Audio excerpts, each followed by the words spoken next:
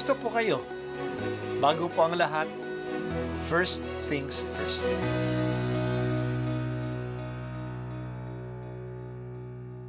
Good morning po. Sinisimulan po natin ngayon ang first things first. At dito po, tinatalakay natin sa unang bahagi ng umaga natin ay ang first readings na binabasa po sa banal na misa. Ito pong tinatalakay natin kasi madalas po kasi marami na tayong alam tungkol sa gospel readings. Pero konti po ang nagsasalita sa first readings. Pero ang first readings, bahagi din po yan ng Biblia, ng banal na kasulatan. Kaya susubaybayan po natin ang mga first readings, basahin po natin at kuminsan kailangan ng basahin ng 2 o 3 beses bago maintindihan kasi hindi po tayo familiar sa mga istorya at sa mga kaisipan na tinatalakay dito. Ang pagbasa mula sa aklat ni Propeta Daniel. Akong si Daniel ay nabagabag sa pangitaing yaon, kaya't nilapitan ko ang isang naroon at tinanong tungkol sa mga bagay na aking nasaksihan at ipinaliwanag naman niya sa akin. Ang sabi niya, ang 4 na hayop ay 4 na haring lilitaw sa daigdig, ngunit ang mga banal ng kataas-taasang Diyos ang bibigyan ng karapatang mamahala magpakailanman. Sabik na sabik akong malaman ang kahulugan ng ika-4 na halimaw dahil sa malaking kaibahan nito sa 3 at sa nakatatakot nitong anyo. Bakal ang mga ngipin at tanso ang mga panga. Dinudurog nito sa kanilululon ang lahat ng abutan at tinatapakan ang matira. Nananabik din akong malaman ang ibig sabihin ng 10 sungay at ang kahulugan noong isang sungay na tumubo at ikinabunot ng 3. Ibig ko ring malaman ang kahulugan ng mata nito at ng bibig na pawang kapalaluan ang sinasabi at kung bakit ang sungay na ito'y mas malaki kaysa iba. Samantalang ako'y nakatingin, nakita kong dinigma nito at nilupig ng sungay ang mga lingkod ng Diyos. Pagkatapos, dumating ang nabubuhay magpakailanman at nagbibigay ng hatol sa panig ng mga lingkod ng Diyos. Dumating ang araw para ibigay sa bayan ng Diyos ang pamamahala sa kaharian. Ganito ang sinabi niya sa akin. Ang ika-4 na hayop ay ika-4 na kahariang babangon sa daigdig. Kaiba ito sa lahat ng kaharian, pagkat masasakop nito ang sandaigdigan, yuyurakan at iiwang luray-luray. Ang 10 sungay ay kumakatawan sa 10 hari. Sa gitna nila'y mayroong isang sisilang. Iba ito sa karamihan at sa kanyang pagtayo. 3 hari ang mabubuwal. Magsasalita siya laban sa kataas-taasan at pahihirapan niya ang mga hirang ng Diyos. Kung maaari, babaguhin ang kautusan at ang mga gawaing panrelihiyon.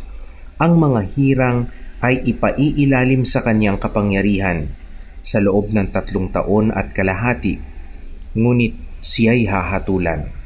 Kukunin sa kanya ang kaharian at dudurugin siya ng lubusan.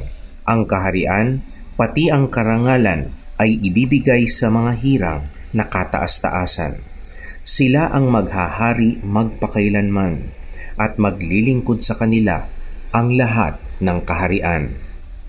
Ang salita ng Diyos. Salamat sa Diyos. Patuloy ang pagsasalarawan ng huling halimaw na lumabas mula sa dagat. Ito ang pinakamalakas sa lahat. Puno ng kapalaluan ang sinasabi nito.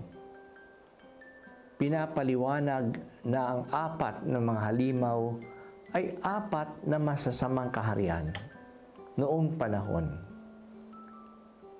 Ang Assyria, ang Babylonia, ang Persia at ang Griego.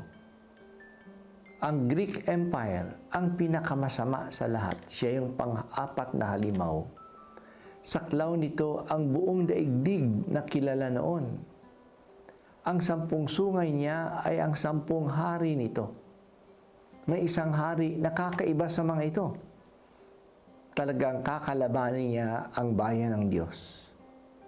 Maaring ang tinutukoy dito ay si Haring Epifanes na ika-4. Gusto niyang tanggalin ang pagsamba kay Yahweh at ang pagsamba ng ibang mga tao. Gusto niyang i-impose ang pagsamba lamang ng mga Griego. Ngunit hindi naman tumagal ang paghahari niya. Kukunin sa kanya ang kaharian at dudurugin siya. Mamamatay din siya at ang darating ang maghahari na hinirang ng Diyos. Siya ang maghahari magpakailanman. Maaring ang aklat ni Daniel ay sinulat noong inuusig ni Haring Epifanes ang mga Hudyo noong mga 180 to 160 BC. Naranasan nila ang kainitan ng pag-uusig, pero pinapaalam sa mga Hudyo na hindi ito tatagal. Yan yung sinasabi ni Daniel. Kahit nagaano siya kalakas at kabagsik, mawawala din ang haring ito. Magtatapos din ang pag-uusig at umasa sila sa pagdating ng paghahari ng Diyos. At ito nga ang mensahe ni Jesus pagdating niya. Ang pagdating ng paghahari ng Diyos. Kaya ang panawagan ni Juan Bautista at ni Jesus ay, magsisi kayo. Narito na ang paghahari ng Diyos. Sa panahon ng matinding kahirapan, huwag tayong mawala ng pag-asa. Lilipas ang lahat, pati na ang kapangyarihan ng kasamaan. Ang magtatagumpay ay ang kabutihan at hindi ang kasamaan, ang kaligayahan at hindi ang kahirapan. Bigyan mo po kami ng lakas, O Panginoon, sa mga panahon ng pagsubok. Patatagin mo ang aming loob. Ito po ang unang pagbasa at ako po ay si Bishop Broderick Pabilio dito sa First Things First.